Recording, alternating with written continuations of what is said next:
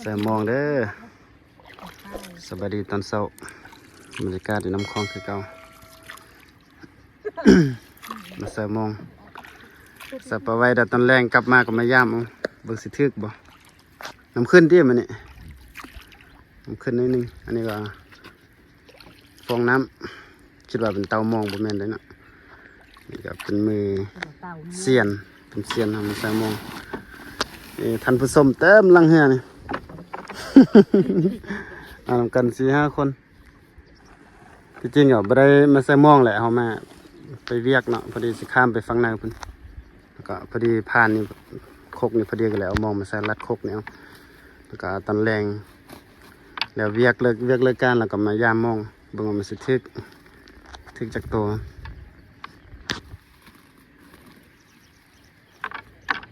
3 เซนที่มองนี่มอง3 เซนอันเขาใส่ไปตีปลาเท่าแล้วหั่นแหละก็2 คกได้2 ตัวคกละตัว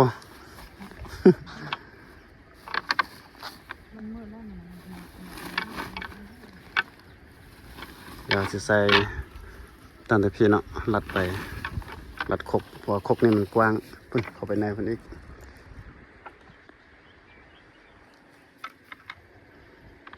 บ่ยุ่งที่มอง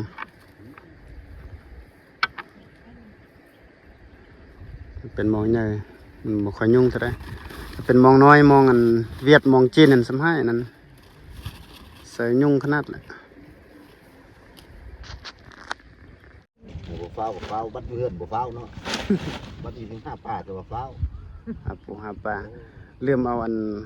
บ่แม่นลืมแหละบ่ได้เอาข้าวตั้งกล้องมาเพราะว่าบ่ได้ตั้งใจว่าสิมาใส่มองท่านผู้ชม แต่เมื่อบ่ได้เอาข้าวกล้องมาอาจจะสั่นนิดนึงแหละใส่โทรศัพท์แบบเดียวๆเอา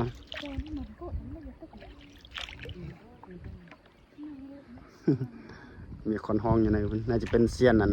นุ่มน้อยน้ำมันแห้งได้บัดนี้นะมันมักตีมองตลอดไปแล้วใส่เต็มตะกี้เนี่ยเทือกอันปลาเสื้อตัวเดียวเลย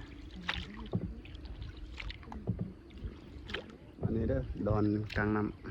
ำดีน้ำมันขึ้นเดี๋ยวมาโลบันไซมองกัน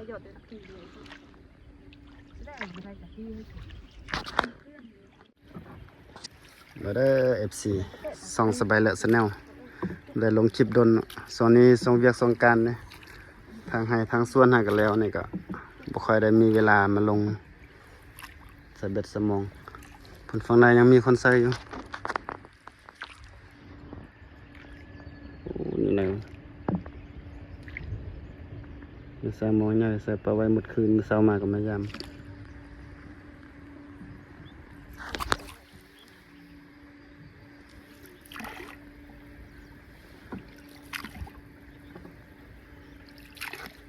มัดใส่กกไข่ดิ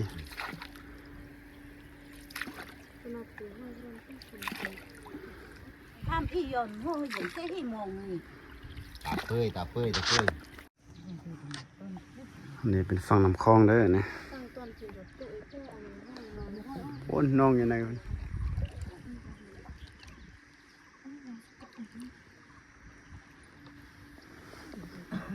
มื่อกี้คิดว่าใส่ลัดโคกก็ไม่ได้ใส่ ใส่น้ำคลองอ่ะใส่น้ำคลองก็ใส่ไปย่างเลยปล่อยเสือกเงายันเนื้อเข้ามาปัดสมองเป็นหัดเด้อโอเคมัดมองสำเร็จแล้วปล่อยมอง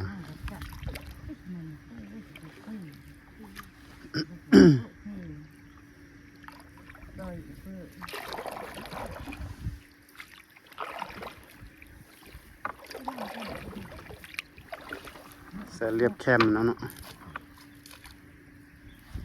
ป่าอย่างนี้มาขึ้นก็เอาไกลไป ขึ้นปลาสกางปลากดปลาได้ได้เท่านี้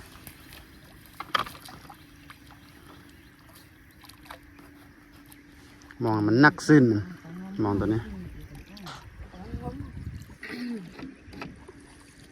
ลงไปลุมมันนี่ ใส่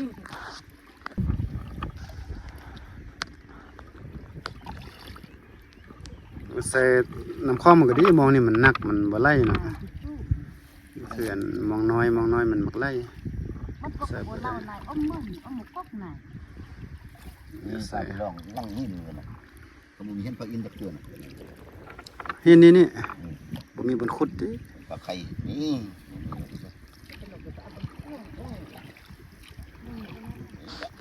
จะตะแรงมาลุ้นกันเด้อสิถึกบ่พุ่นเอาใส่ตั้งแต่พุ่นตัวไข่น้อยมา เห็นสัตว์3คนท่านผู้ชม ใส่กกไข่มาลองไปเติมนี่ขบเมื่อกี้รถลัดขบไปพุ่นเลยพอมองเขามันยาว ตามท้องน้องมานี่ตามท้องน้องมา วัดนี้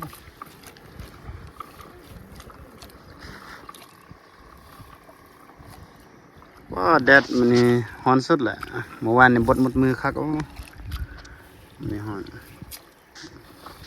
พันกันที่